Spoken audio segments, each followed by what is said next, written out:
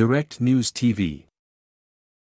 Panel calls for anti-racism policy, trauma-informed approach in Thunder Bay Police. An independent expert panel is calling for systemic change at the Thunder Bay Police Service and the board overseeing it, saying an anti-racism policy, a trauma-informed approach to policing and a formal forum for consultation with First Nations should all be urgently implemented. The recommendations from the panel appointed to assess the culture of the force and its board came Thursday as it found community members and Indigenous leaders had widespread dissatisfaction and a profound lack of trust in the police service. The time for small fixes, tinkering and modest change has long passed, the panel wrote in its final report. Bold transformative action is well overdue.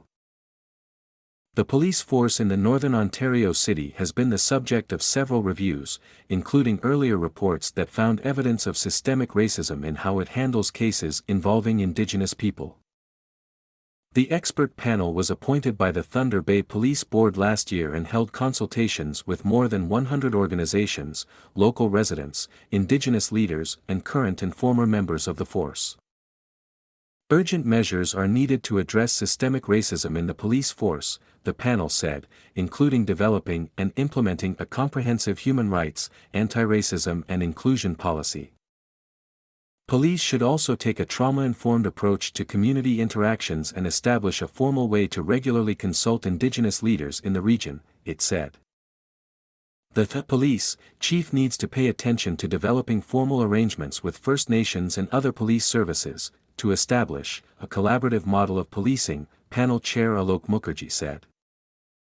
Mukherjee, a former chair of the Toronto Police Services Board, said the governance committee of the Thunder Bay Police Board should develop a realistic timeline to implement the expert panel's proposals along with other calls for action made by several coroner's inquests and other reviews.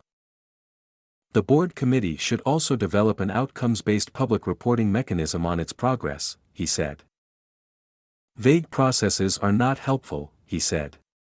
For implementing the kind of proposals we have made, you need to identify concrete outcomes. Malcolm Mercer, administrator for the Thunder Bay Police Services Board, said it has received the expert panel's final report and will review it. The board and I thank the panel for all of their hard work, from speaking with the community, to gathering information, to developing the interim report and now delivering the final report, he said. We will now closely review the report, carefully consider its recommendations, and map out a deliberate path forward for both the board and service to better provide policing to the communities that we serve. The panel's final report came after an interim report in September called for more representation in top positions of the Thunder Bay Police Service and asked the board to help achieve policing reforms. That report said urgent measures were needed in the areas of chief selection, police board appointments and labor relations, and suggested the next police chief should be Indigenous or a person of color with police leadership experience. Senior RCMP Officer Darcy Fleury, a member of the Red River Métis, was appointed last month as the city's police chief after the force's former chief resigned in January while under suspension.